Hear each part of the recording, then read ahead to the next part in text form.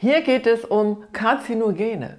Karzinogene sind äußere Einflüsse, sind Substanzen, die potenziell krebserregend sind. Offiziell eingestuft von der Deutschen Agentur für Krebsforschung. Und diese Karzinogene haben wir vor allen Dingen in unserem Haushalt. Wir haben sie vor allen Dingen bei der Essenszubereitung. Und es ist wichtig, dass ihr diese kennt und nach Möglichkeit vermeidet. Die schlimmsten, die bekanntesten und die auch am besten erforschten werde ich euch jetzt hier vorstellen. So, wir haben einmal diese Unterteilung in chemisch, physikalisch. Chemisch haben wir es zu tun mit dem Acrylamid. Acrylamid, erkläre ich noch genau, entsteht, wenn wir Kohlenhydrate stark erhitzen, vor allen Dingen trockene Kohlenhydrate. Wir haben die sogenannten Mykotoxine, Aflatoxine. Die haben wir in bestimmten Getreiden, die haben wir in Pinienkernen, die haben wir in Nüssen. Komme ich genau drauf, worauf ihr da achten müsst. Es ist wirklich ganz wichtig, dass ihr diese auf keinen Fall verzehrt. Wir haben das Benzol, die Benzolsäure. Benzolsäure haben wir in bestimmten Fruchtsäften. Das wissen wir meistens nicht. Wir wissen auch nicht, wie diese Benzolsäure entsteht. Deswegen erkläre ich euch, worauf ihr da achten müsst. Physikalisch haben wir es mit der Strahlung zu tun. Strahlung heißt einmal natürlich UV-Strahlung. Hautkrebs, weißer Hautkrebs, schwarzer Hautkrebs entsteht durch UV-Strahlung. Aber wir haben auch noch andere Strahlung. Achtung damit. Wir haben Asbest und wir haben natürlich Schwermetalle.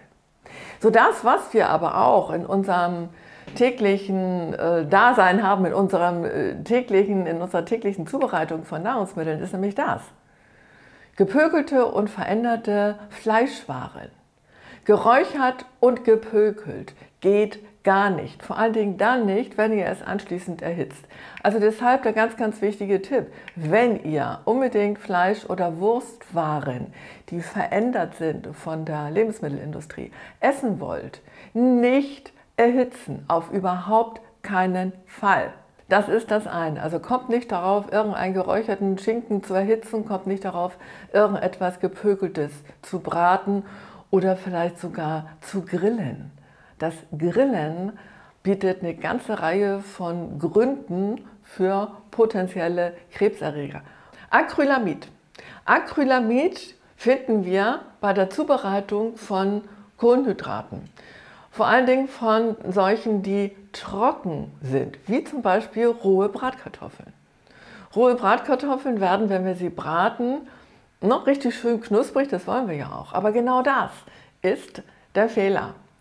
Je stärker wir solche Kohlenhydrate erhitzen, umso mehr von diesem Glycidamid entsteht. Und das ist hochtoxisch. Also stärkehaltiges, nicht mehr als 120 Grad, auf keinen Fall mehr als 180, 190 Grad erhitzen. Bratkartoffeln einfach vorher kochen und dann in den Ofen von mir aus oder in die Pfanne. Achtet aber darauf, dass diese Bratkartoffeln auf keinen Fall dunkelbraun werden und auf überhaupt gar keinen Fall schwarz. Wenn etwas schwarz gebraten ist, müsst ihr es komplett entsorgen. Es macht keinen Sinn, nur dieses Verbrannte ein bisschen abzukratzen. Achtet darauf, weil das ist, wenn ihr das häufiger esst, wirklich stark krebserregend. Wir haben hier 1 Mikrogramm Acrylamid am Tag pro Kilogramm Körpergewicht. Das ist das, was die Deutsche Agentur für Krebsgesellschaft gerade eben noch toleriert.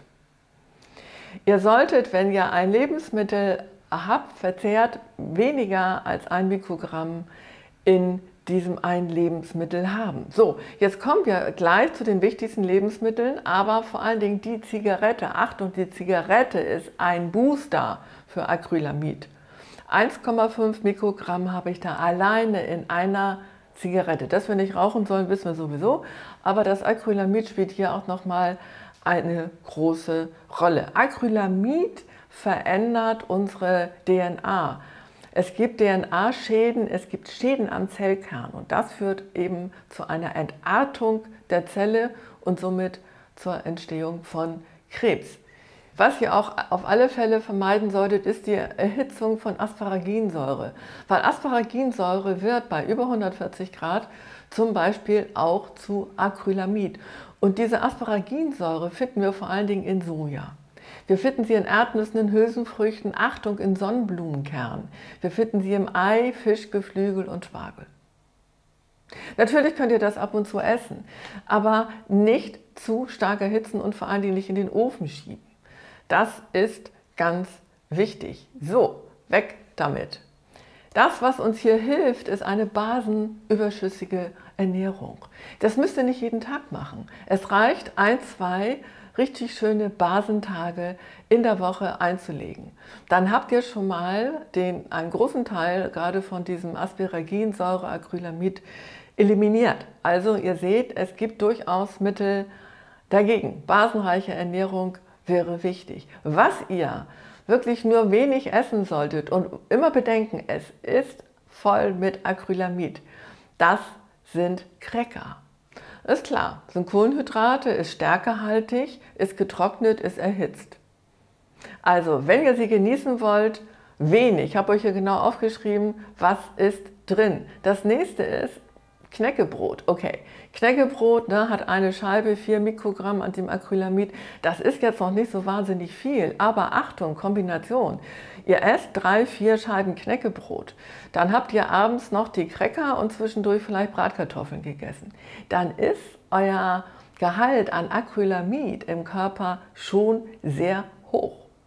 Deshalb ist es wichtig, dass ihr euch diese einzelnen Lebensmittel merkt und versucht am Tag wirklich, wenn überhaupt, nur eins davon zu essen. So, was wir hier haben, ist ein leckerer Florentiner. Florentiner sind ja gerade deshalb so lecker und so knusprig, weil sie süß sind, weil sie viel Zucker beinhalten und weil sie knackig sind.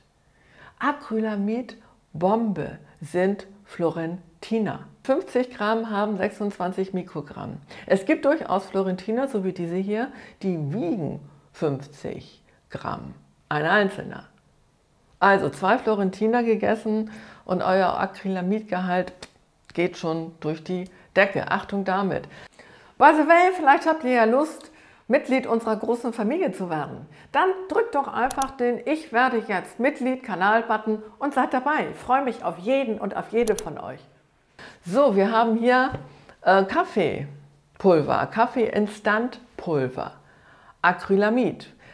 Nicht so wahnsinnig viel, eine Tasse 2 Mikrogramm, aber wie gesagt, die Kombination macht es. Achtet drauf.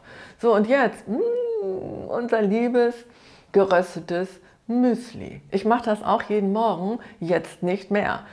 Nachdem ich recherchiert habe, was macht Acrylamid in unserem Körper und wo ist Acrylamid drin, werde ich meine Nüsse nur noch ganz sanft rösten.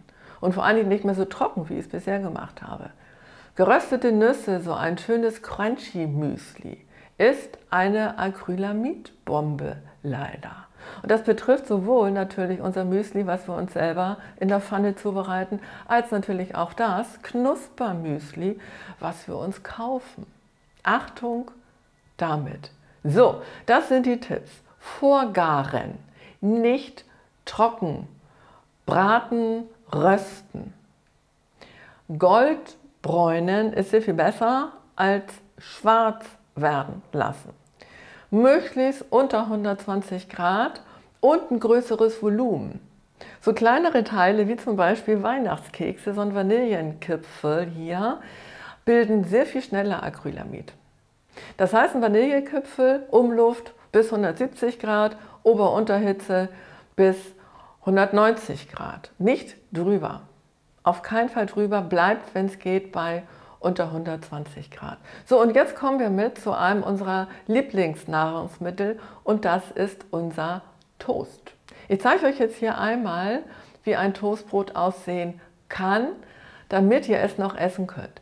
So sieht es aus. Leicht gebräunt, überhaupt kein Problem. Aber achtet hier oben auf diese, hier auf die Kante, die wird nämlich schnell schwarz. So, jetzt gucken wir uns mal ein Toast an, was ein ganz kleines bisschen länger im Toaster war. Das ist ein feiner Unterschied, aber der macht es schon. Ihr seht hier, schon ziemlich braun das Ganze und hier, Achtung, die Kante wird schon leicht schwarz. Das geht schon nicht mehr. Nach Möglichkeit nicht essen. Und das, sage ich euch, geht gar nicht. Weg damit. Definitiv, hundertprozentig weg damit. So, und wir können jetzt gerne mal einen Praxistest machen. Nämlich, wie könnt ihr euren Toaster am besten einstellen, damit er nicht ein acrylamidhaltiges Toastbrot entwickelt. Also ihr müsst euren Toaster gut briefen. Wir machen das jetzt mal. Wir haben hier jetzt so ein schönes Toastbrot. Rein damit. Und das ist jetzt eine Stufe, da bleibt es ziemlich hell. Hoffe ich jedenfalls. Werden wir gleich sehen. Das ist genau ein Toast, was ihr gerne noch essen könnt. Aber achtet drauf, natürlich sind auch hier Kohlenhydrate enthalten, die erhitzt werden. Da kommen wir nicht drum rum. Also jeden Tag so 3, 4 Scheiben Toastbrot, dann vielleicht noch ein Knäckebrot dazu. Oder abwechselnd noch ein bisschen geröstetes Müsli. Abends, wie gesagt, die Chips, zwischendurch die Bratkartoffeln, definitiv zu viel. Mal abgesehen davon, dass es auch viel zu viel Kohlenhydrate sind. Ne? Es ist viel zu viel Stärke, die euch dazu führt. Aber es ist vor allen Dingen eben auch das Acrylamid. So, das, was wir jetzt hier haben, ist ein Toast, der noch relativ hell ist. Das ist bei meinem Toaster hier die mittlere Stufe. Das ist gut, das könnt ihr essen. Aber jetzt wollen wir mal gucken, was passiert, wenn ihr die höchste Stufe einstellt. Und dann glaubt man ja nicht, dass ihr da noch irgendwas von essen könnt. Und jetzt haben wir hier eine Toastscheibe, die ihr definitiv nicht mehr essen könnt. Auf überhaupt gar keinen Fall. Viel zu schwarz. Und es macht auch keinen Sinn, jetzt zu sagen, ich schneide das einfach hier ab und das untere Teil kann man ja noch essen. Nee, kann man nicht. Auf keinen Fall. Definitiv und hundertprozentig weg damit. So viel zum Toastbrot. Was genauso eine Katastrophe ist, sind zum Beispiel diese Süßkartoffelpommes. Die habe ich in einem Restaurant aufgenommen. Und das, was ihr hier nicht essen solltet, sind genau diese schwarzen, stark gebratenen, stark gerösteten Pommes. Ich würde die, und das habe ich auch gemacht im Restaurant, zurückgehen lassen. Das geht nicht. Also nicht essen. Jetzt kommen wir zum weiteren Hobby, das ist das Frittieren. Bis 175 Grad, okay, nicht drüber. Und vor allen Dingen verwendet kein Öl dazu mit der Bezeichnung E900. E900 ist ein Schaumverhütungsmittel und das ist ganz stark Acrylamid bildend, Acrylamid unterstützend. Also achtet drauf. Wenn ihr frittieren wollt, macht das gerne, nur macht es definitiv und hundertprozentig richtig. Dann kommt sowas Knuspriges dabei raus, das geht ja, das ist auch völlig in Ordnung. Nur nicht dunkler. So, und noch ein ganz wichtiger Tipp.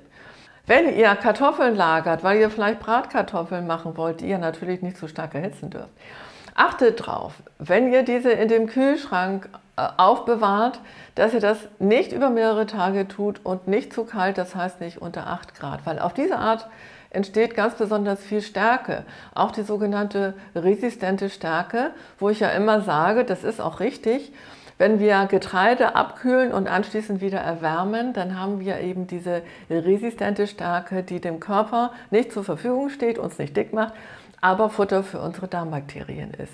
Das ist auch nach wie vor richtig, aber wenn ihr diese Kartoffeln jetzt bratet, bis der Arzt kommt, also das heißt richtig stark braun werden lasst, dann ist das ein Fehler. Das dürft ihr nicht machen, weil gerade bei diesen abgekühlten Kartoffeln verbindet sich die Stärke, die zu Zucker wird, mit der Asparaginsäure. Und das ist dann auch eine ganz potente Form des Acrylamids.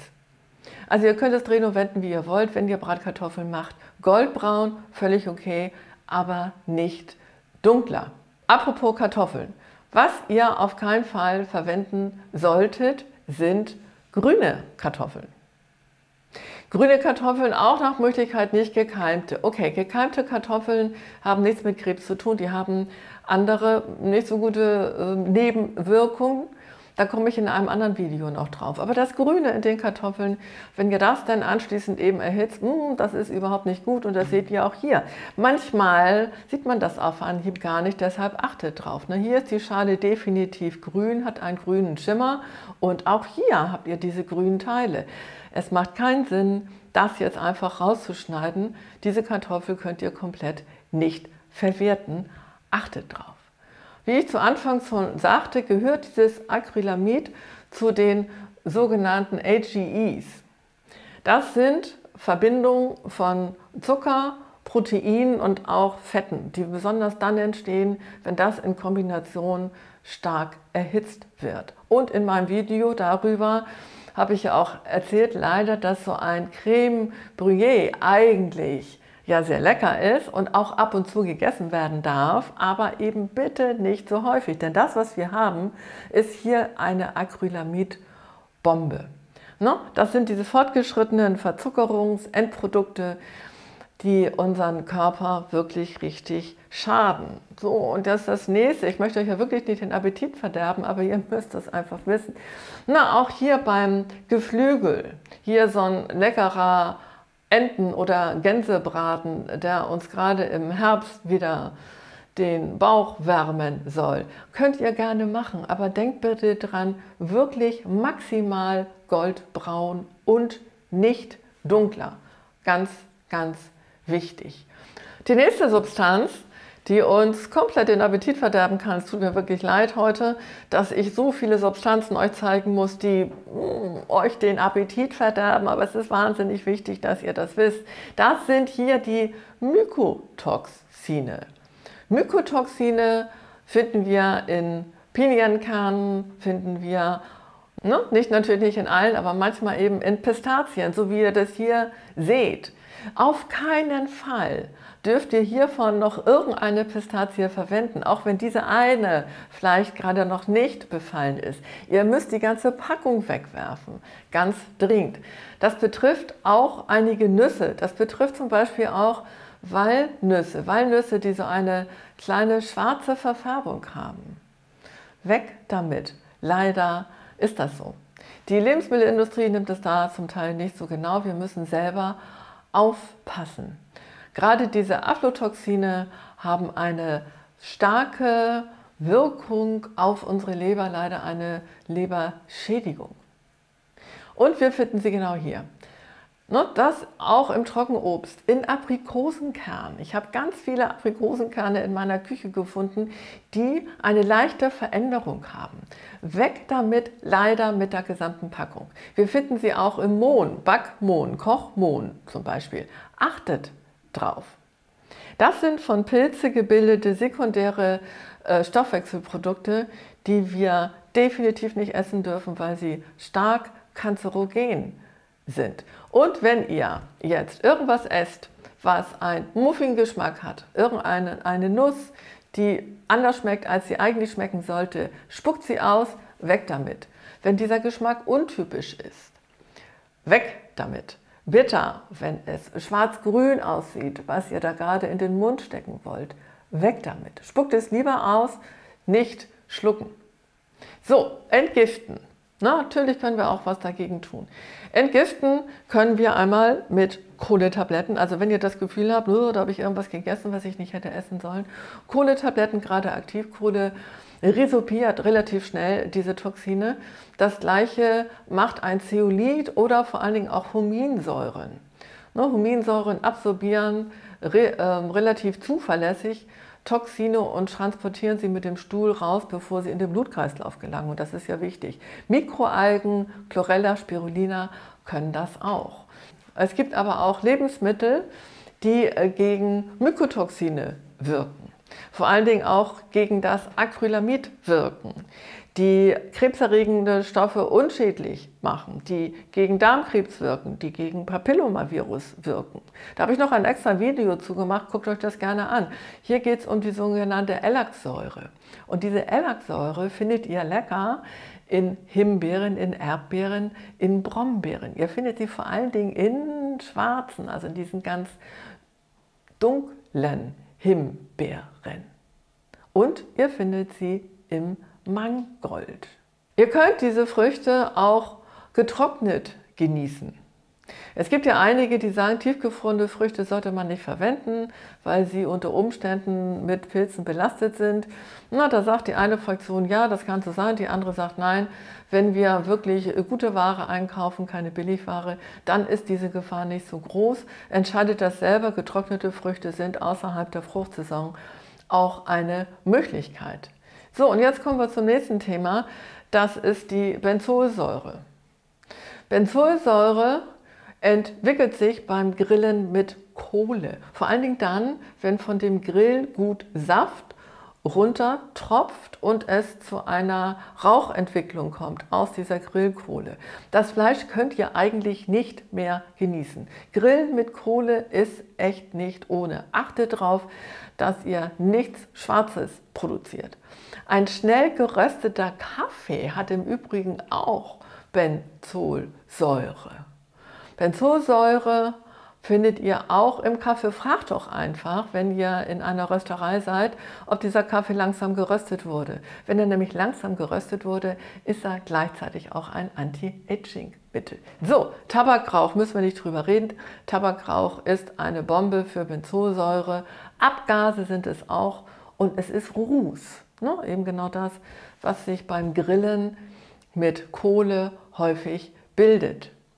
Wenn sich Benzolsäure mit Ascorbinsäure verbindet, was wir in einigen Fruchtsäften haben, dann haben wir hier auch nochmal einen Booster an krebserregenden Stoffen. Bei bestimmten Herstellungsbedingungen kann Benzol aus Benzolsäure produziert werden, gebildet werden. Und es ist blöderweise keine Höchstgrenze dafür definiert.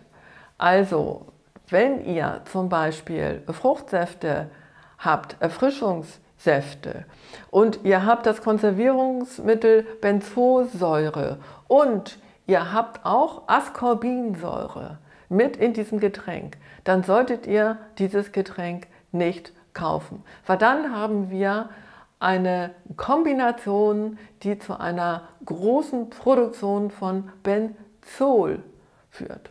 Und das ist, wie gesagt, für euren Körper definitiv nicht gut. Benzol findet ihr, wie gesagt, in Erfrischungsgetränken, in Multivitaminsäften, findet ihr in Sauerkonserven, findet ihr in Konfitüren, in Gelees, in Tees, in der Verbindung mit Frucht. Also einige Rooibos-Tees zum Beispiel mit, sagen wir mal, Erdbeergeschmack und so weiter, sind mit Benzol angereichert.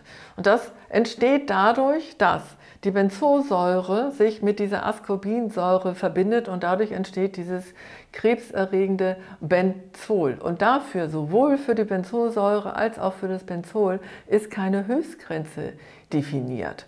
Das ist fies. Das heißt, wir müssen selber darauf achten, dass wir genau diese Substanzen in unseren Getränken nicht haben. Ganz wichtig, ihr müsst selber drauf gucken. Und noch etwas. Es gibt gerade für Säuglinge einen erhitzten, bei 100 Grad stark erhitzten, also gekochten Karottensaft. Er wurde deshalb erhitzt, damit wir eben keine Pathogenen, Bakterien und so weiter mehr in diesem Saft finden. Aber dieser Saft ist voll mit Benzolsäure. Ein Säuglings-Kleinkindersaft. Nicht kaufen, wenn drauf steht, wurde erhitzt. Achtung damit. So, das nächste Thema sind bestimmte Hormone, die dosisabhängig krebserregend sein können. Ich glaube, die meisten davon kennt ihr auch bereits. Östrogenmetabolite können Brustkrebs verursachen. Progesteronmetabolite Gebärmutterhalskrebs. Testosteronmetabolite Prostatakrebs. Achtung mit Insulin. Insulin kann Darm-, Brust- oder Prostatakrebs verursachen. Das betrifft jetzt natürlich nur diejenigen unter euch, die Insulin spritzen müssen. Wenn ihr zu dieser Gruppe gehört, müsst ihr gerade ganz besonders vorsichtig sein, auch mit anderen krebserregenden Stoffen, die ich hier schon genannt habe. So, das nächste Thema sind natürlich die Schwermetalle. Schwermetalle Blei, Quecksilber, Nickel, Chrom, damit meine ich das Chrom 6, nicht ein Chromformat, das wir auch als Nahrungsergänzungsmittel zu uns nehmen können. Arsen, Cadmium. Und wir haben natürlich hier im Grunde genommen so gut wie alle in unserer Zigarette. Unsere Zigarette kann, wir wissen das, Lungen-, Kehlkopfkrebs, kann Hautkrebs, Magen- und Darmkrebs verursachen. Weg damit. Ihr wisst es. So, das nächste Thema ist Alkohol. Alkohol ist definitiv dosisabhängig. Das heißt, hier macht die Menge das Gift. Wenn ihr jeden Tag eine Flasche Rotwein trinkt, ist das definitiv zu viel. Wenn ihr jeden Tag ein kleines Glas guten Rotwein trinkt, habt ihr sogar eher eine protektive Wirkung gegen Krebs. Also achtet auf die Menge, nicht jeden Abend das große Gelage. So, und hier ist nochmal zusammengefasst die Liste mit den Lebensmitteln, die gegen Krebs wirken können. Wenn ihr diese Lebensmittel versucht, so häufig wie möglich in eure Ernährung einzubauen, dann habt ihr schon mal einen wirklich guten Schutz vor Krebs. Ihr habt zum Beispiel in den Beeren die Ellagsäure, ihr habt das Resveratrol in den Weintrauben, ihr habt den Schwefel im Brokkoli, ihr habt das Allicin im Knoblauch, ihr habt das Chlorophyll in grünem Gemüse und ihr habt Kurkuma gegen Pestizide. Also, ihr könnt was tun gegen Krebs im Alltag. Ich hoffe, ich habe euch jetzt nicht allzu sehr geschockt und ihr könnt das meiste umsetzen, was ihr hier gesehen habt. Bis bald. Tschüss, tschüss. Ach, jetzt kommt hier diese Walnuss.